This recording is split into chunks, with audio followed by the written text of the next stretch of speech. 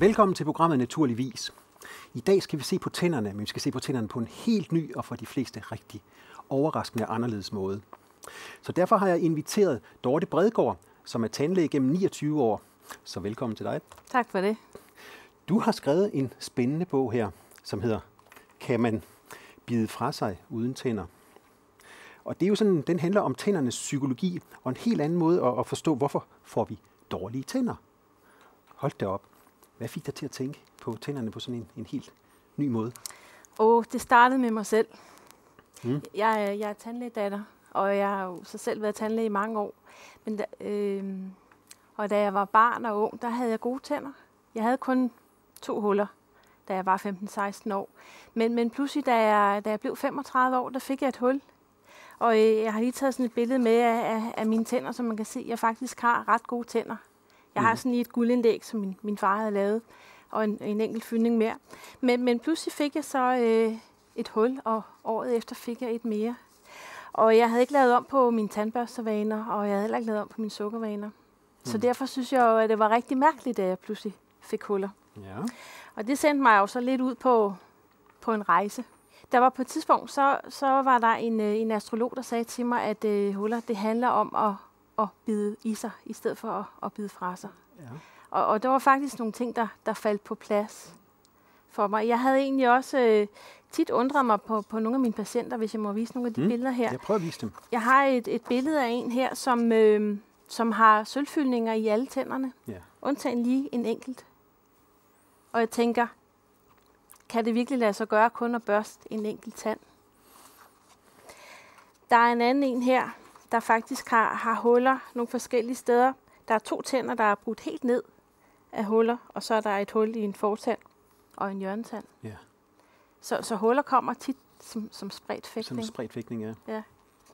Og jeg har så også taget et billede med her af et karisangreb. Okay. Som man kan se her. Og den tand ved siden af. Den er uberørt. Uberørt. Ja. Så jeg var nødt til at tænke. Det kan jeg godt se. Men vil du så sige, at det er ligegyldigt, om vi børster tænder eller ej? Det vil jeg faktisk. Så. Jeg vil sige, at jeg børster selv tænder stadigvæk, og jeg kan godt lide at have en ren mund. Jeg kan godt lide den fornemmelse, det er at have rene tænder. Men jeg tror, i forhold til tandsygdomme, så tror jeg faktisk ikke, det gør nogen forskel. Og jeg tror også, det er noget med, at vi har vendet vores mundflora til, at vi faktisk børster. Det er ligesom, hvis man vasker hår hver dag, så er man nødt til at fortsætte med det, fordi ellers bliver håret ulækkert. Og jeg tror faktisk, at munden også kan finde en ny balance, hvis man holder op med at børste. Så vil mange sige, jamen jeg får tandsten, og jeg bakterier og alt muligt i munden. Jamen bakterier er jo alle vegne. De er alle vegne? Ja. Og bakterier er jo også vores venner.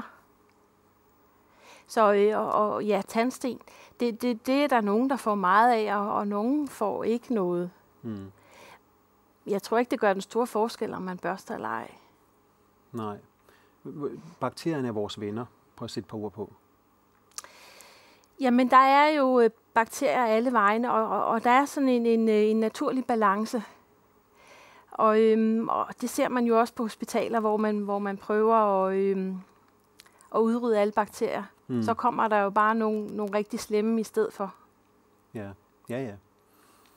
Så, og jeg tror i virkeligheden, at vi har en overenskomst med bakterier. Jeg tror, vi lever i harmoni med dem. Og hvis man for eksempel får en splint i fingeren, og man ikke får den fjernet, så kommer der nogle bakterier. Og jeg tror ikke, de her bakterier egentlig kommer for at genere os. Nej. Jeg tror faktisk, de kommer for at hjælpe os med at afstøde den her splint. Ja. Det er en slags forsvar for kroppen, for at skabe balance. Ja. Sådan ser du det også, ja? Ja, jeg ser dem klart som vores hjælpere. Ja. Okay, så huller i tænderne, der er det ikke vitalt, at vi børster tænderne. Hvad så ifølge sådan de 29 års erfaring med det? Ja. Og det er jo for mange en lille smule kontroversielt, ikke også? Det må man jo sige. Det er jo det er meget en ny vinkel. Kontroversielt, ja. Det er det. Ja. Hvad så med sukker? Det er jo også en klassiker. Jamen altså, sukker giver huller i tænderne. Ja. Cola. Ja. Ja. Jeg har så her taget et billede med af en, som ikke kan lide sukker. Hun bryder sig decideret ikke om sukker. Og hun har faktisk fyldninger i alle tænderne. Stort Det er plastfyldninger, det er plastfyldninger, ja. Og jeg vil sige, at nu som tandlæge, så er man jo lidt opdraget til, at hvis folk de kommer, og de har mange huller, så det er der, vi spørger dem, hvor meget sukker indtager de. Mm.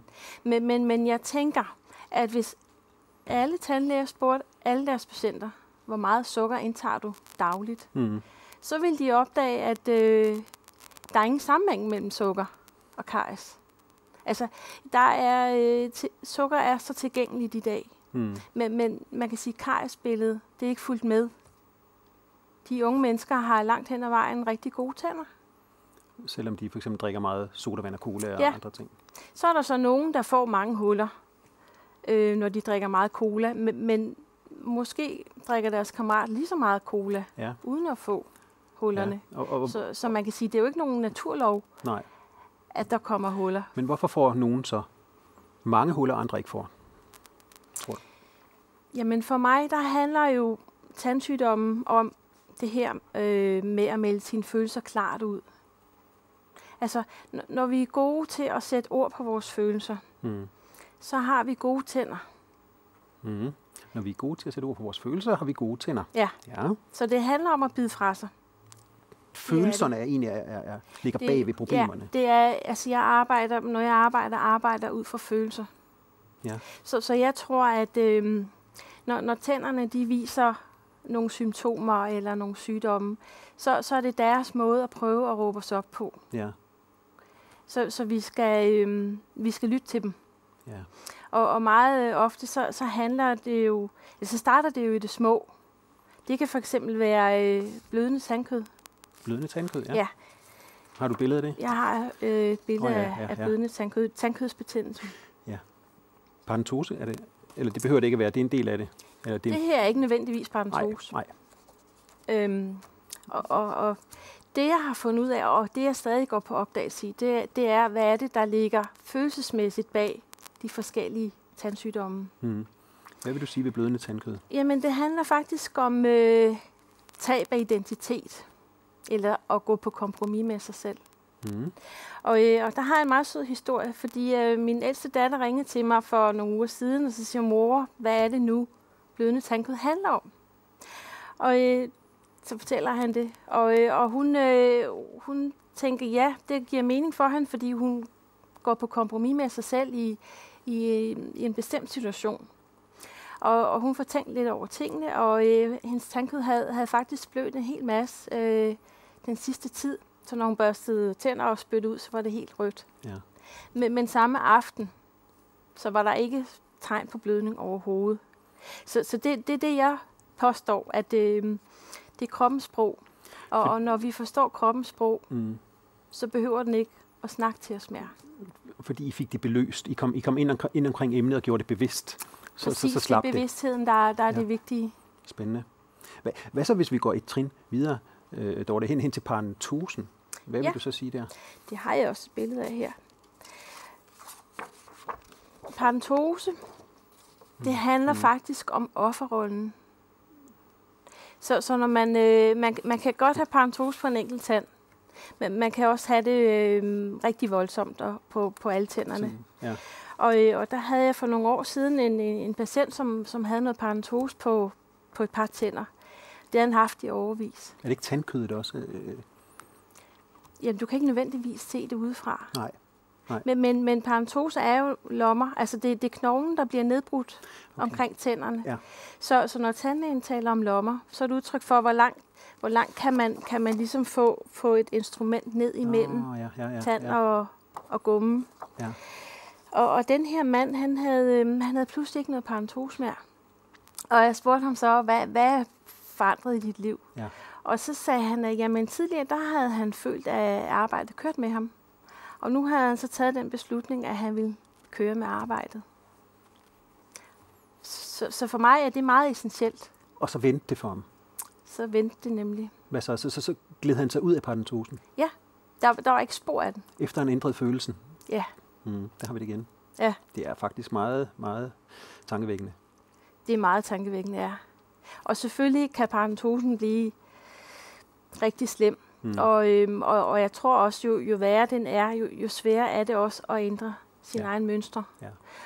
Og min erfaring er, at dem, der har rigtig meget paradontose, de sidder fast i en offerrolle, og den er så indgroet, så de faktisk ikke engang ved selv, at de er offer. Nej, det tror jeg, du er ret i, ja. Når man siger det, så står de det ikke.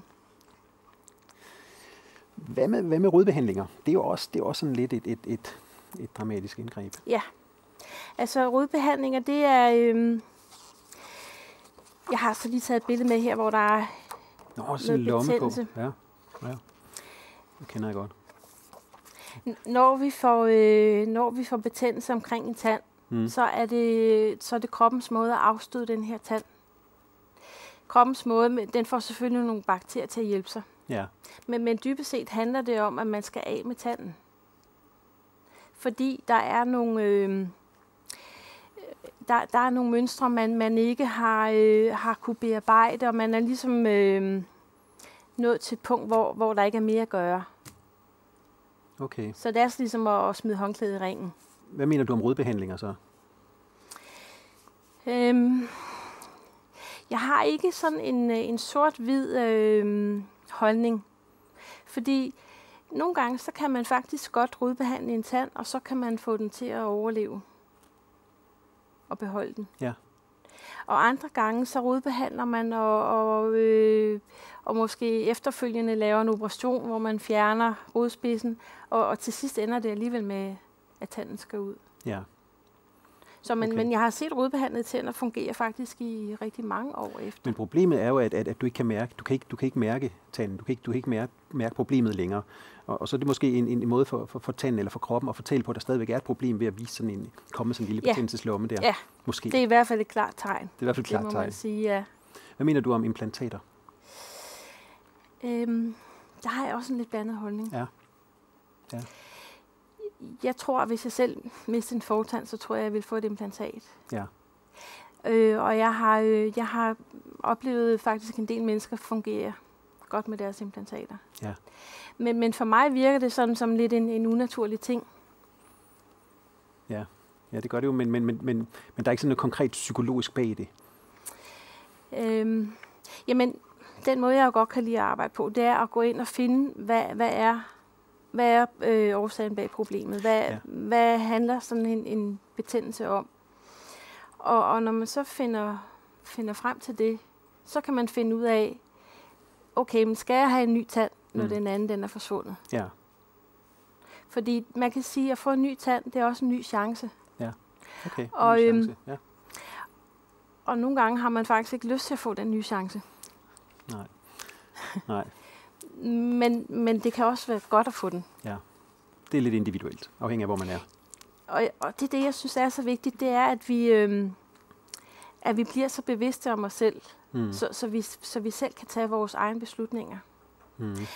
Nu skrev jeg på Facebook på et tidspunkt noget om paradontose, og der kom nogle forskellige reaktioner. Og blandt andet var der en, der skrev, at hun ville spørge sin tandlæge, fordi han kendte jo hendes tænder bedst. Og så tænker jeg, at min tandlæge har måske 1000 patienter. Ja.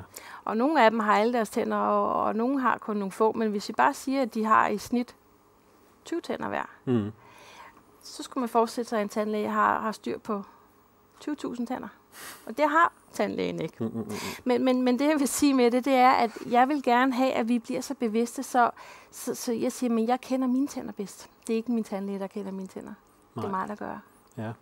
Så vi skal blive meget mere bevidste om vores egen krop og vores egen følelser. Ja, og det får mig så til at tænke på, at du har jo gået så langt med vores egne følelser, at du har sat en følelse på hver enkelt tand. Jeg har faktisk sat et livsområde. Et livsområde? Ja. Okay. Prøv at fortælle lidt om det, Dorte. Det er også spændende. Ja. Det er sådan så, at tandlægerne giver jo tænderne numre. Ja. 1'erne og 2'erne og 3'erne. Vi tæller simpelthen indenfra. Og det er jo rart, fordi så ved vi, hvad for nogle tænder vi snakker om. Ja. Ja. Det er sådan så etterne. Det er simpelthen vores ego. Vores ego. Det er vores ego. Så lige midt i det hele, der kan vi faktisk aflæse hinandens ego. Og har man store fortænder, så har man stort ego. Okay. Har man små fortænder, har man et lille ego. Okay. Der er noget med formen og farven og stillingen. Altså det er så interessant, fordi når først man begynder at kigge på det, så kan du læse så meget ud af tænderne. Betyder det noget, om de ligger over hinanden, eller der er åbning imellem dem? Ja, det betyder rigtig meget. Ja. Det er sådan så, at vores højre fortand, det er vores rationelle ego. Okay. Og den venstre, det er så det følelsesmæssige, det kreative ego. Og hvis man så ser sådan her ud, Ja, en åbning. så betyder det, at man er faktisk rigtig god til at koncentrere sig, fordi man er god til enten at være i sit rationelle ego, eller i det kreative. Så når de sidder sammen, så farer man ind og ud af dem. Okay. Så nu er jeg i gang med at lave regnskab. Eller nu er jeg i gang med at male. Ja. Okay, det er mere adskilt. Det er mere adskilt. Ja. Og nogle gange går de ind over hinanden, og den, der ligesom er yderst, det er den, der ligesom styrer. Okay. Okay, den der yderst, ja. Ja. Eller hvis det er den, der vipper ind over den anden. Så det er ligesom den, der tager føringen. Ikke? Okay, på den måde. Ja, her har jeg et billede af en, som decideret har Den er mørk. en mørk. Og det er en, der skruer ned for lyset på sit kreative ego, altså sit følelsesmæssige ego. Okay. Der var en på et tidspunkt, som jeg lavede en konsultation på, som havde sådan nogle tænder. Og vi snakkede om, at der var noget, hun gerne ville. Og hun havde en helt klar mening om, hvad det var, hun gerne ville. Men hun synes ikke, at man kunne føre sig frem på den måde. Nå. Og så hendes tand sådan derud. Men Så hun skruede ned for sit eget lys. Hun skruede ned, men hvad så, Dorte? Hvad så, hvis man ændrer den følelse, den tanke? Så bliver den ikke hvid igen, vel? Jamen, i princippet, så tror jeg på, at alt kan lade sig gøre. Alt det, vi kan forestille os. Vi kunne se det med tandkødet. Ja. Ikke? Ja. Men det er klart, det er en længere proces med tanden. Altså, Ja, og vi har en masse forestillinger om, det kan ikke lade sig gøre. ja, Og så længe at man sidder fast i den begrænsning, super. så kan det helt sikkert ikke lade sig gøre. Helt sikkert. Men hvis man nu siger, jamen, jeg tror på, at det kan lade sig gøre. Og jeg er faktisk nået så langt, som jeg tror, at har man hul i en tand, så kan man få det til at hele op igen. Det er noget, jeg stadigvæk mangler at se. Altså, jeg har set kejserangreb blive inaktive. Men jeg håber en dag at se tanden ligesom vokse ud igen. Men det er klart, det er en længere proces, når det er en tand. Det, Vævet i tandkød kan hurtigere reagere på. Helt sikkert. Ikke også? Ja. Okay. Det er jo fortænderne. Så hvis vi prøver at tage nummer 2 tand. Nummer 2, det er simpelthen det er vores ambitioner. Det er vores ambitioner. Ja. Og der er et eksempel på 2 mennesker, som er perfektionister. Fordi når ambitionstænderne, de ligger ind over egotænderne, så lader man sig styre af sine ambitioner. Nå, okay. Så her er der en, hvor der ligger er den bagved? der ligger lidt inde bagved. Sådan en har jeg også selv. Og jeg kan fortælle det, så er man mere doven. Ja. Så er det egoet, der Så gemmer man ambitionerne lidt. Eller hvad? Ja, jeg vil sige, det gør man ikke, men det betyder, at man er, altså jeg kalder det, i stedet for at kalde det doven, så kalder jeg det for selektivt begejstret. Okay, ja, okay. Det lyder lidt pænere. Ja, det gør det. Okay. Så det skal ligesom være noget, man har lyst til at rejse sig fra sofaen for at løbe efter. Ja, okay. Spændende. Okay. Så har vi så hjørnetænderne. Så har vi hjørnetænderne. Og hjørnetænderne, de er jo født spidse. Ja. Og på de fleste mennesker, bliver de jo så slidt af. De bliver afrundet, og de bliver kortere. Men hvis du møder en, som har sådan nogle spidstænder her, så ved du, at den her person får altid sin vilje. Okay. De er simpelthen så stedige. De bliver ved indtil. Der ligger stædighed i det. Det gør der. Ja. Og jeg kan også vise et billede af en, som simpelthen har huller Nå ja, ja, lige præcis. Oven i købet i overmunden og undermunden, ja. i hjørnetænderne, ja. Og hjørnetænderne er vores aggressionstand. Altså, det er jo rovdyrtanden. Det er nemlig rovdyrtanden. Det er den, der slår ihjel. Ja, ja. Så hvis man ikke har lov at vise aggressioner på nogen måde. Hende her, hun har lært fra hun var barn, at det kunne man det skulle ikke. hun undertrykke. Ja. Så når nogen blev vrede i hendes selskab, så fik hun det fysisk dårligt. Okay. Og hvorfor er det så, det var i højre side? Det er fordi, det er så de rationelle. Ja. Det kan være byttet op, Det kan være byttet om, ja. hvis man er venstrehåndet. Okay. Du kan se, der er sådan en rille i fortanden, der er sådan revne i den. Kan det noget at sige? Ja. Eller den er måske ikke sådan lige i første omgang? Alt, hvad man kan se, det har betydning. Mm. Så hvis en tand er revnet lidt, så er der en sprække i egoet, hvis det er egotanden. Egoet, ja. Hvad så med hakkerne nede i bunden af den? Det er der mange, der har. Der er nemlig rigtig mange hakker. Ja. Og det betyder også, at man giver køb på sig selv, på sit ego. Ja. Altså ego skal ikke opfattes negativt. Det er simpelthen, jeg er. Lige præcis, ja. Så hvis man er nødt til at give køb på, hvem er jeg, og hvad vil jeg egentlig gerne have, så sker der alle mulige ting. Og det kunne for eksempel være hakker. Mm. Super. Skal vi prøve at gå videre ind i de lidt mere ind i de flade tænder? Efter hjørnetænderne, der kommer så de første små kindtænder. Ja. Og de står for forældrerollen. Nå. Jeg skal sige, der er forskel på dem i overmunden og dem i undermunden. Okay. Fordi dem i overmunden, det handler om de nære relationer. Mm-hmm. Dem i undermunden handler om de fjerne relationer. Okay. Så dem i overmunden, de handler om forældrerollen, men de handler om omsorg og ansvar for andre. Okay. Og det gør det så også i undermunden. Der er omsorg og ansvar for andre. Det er så bare kolleger og bekendte. Mm. For en del år siden, der kom der en patient til mig. Han har ikke været til tandlægen i 10 år. Mm. Og han var i starten af 30'erne. Og han havde egentlig rigtig fine tænder. Men han havde en tand, der var et stort hul i. Og det var sådan en 4. Og så spurgte jeg ham så, hvad er svært for dig lige nu? Mm. Og så ryger det ud af munden på ham. Jeg skal være far. Okay. Og det var sådan set hans underbevidsthed, der svarede for efterfølgende, sagde han, jamen det er jo en glædelig begivenhed. Ja. Så det, at der kom hul, det afslørede jo hans angst, eller hans, hvad det nu var, der lå bag, ikke? Jo. Det ukendte på en eller anden måde, som gjorde han lidt... Ja, jeg gik ikke i dybden med, hvad det egentlig var, han var bange for, men klart havde han en udfordring på det område. Vi kan nå en tand mere. Hvilken en er væsentlig af de inderste? Det er seksårstanden. Det er seksårstanden? Seksårstanden. Det var også det, jeg viste før med ham, der havde huller i nogle forskellige. Han havde helt nedbrudte seksårstænder. Okay. Og seksårstænderne, de står for skolegang, uddannelse og arbejde. Okay. Og jeg tror, det er de tænder, der bliver boret allermest i. Ja, seksårstænderne, ja. Ja. Og for mange er det en udfordring at gå i skole. Ja. For mange er det en udfordring at arbejde. Og mange opfatter også arbejde som noget, man skal knokle rigtig meget. Ja. Og når tænderne så, hvis man er sådan en, der knokler meget, og måske får man et hul i seksårstanden, og man knokler stadigvæk, og så kommer der måske en rodbetændelse i den, og man knokler stadigvæk, og så til sidst så siger tanden, nu kan jeg ikke mere. Og så er det der, vi trækker den ud.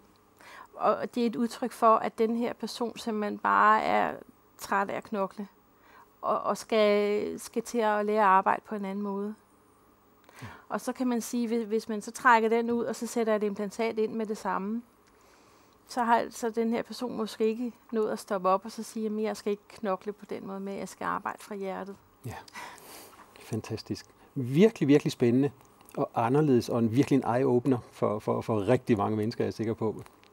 Og igen bliver vi gjort opmærksom på, at følelserne er helt vitale for vores velvære. Vi læser det i ansigtet, vi læser det på hænderne, på fødderne, og nu sågar også på tænderne kan vi se, hvordan vi følelsesmæssigt er i balance eller ubalance. Så vi skal have styr på vores følelser. Og med disse ord vil jeg sige tak, fordi du så med, og pas rigtig godt på dig selv.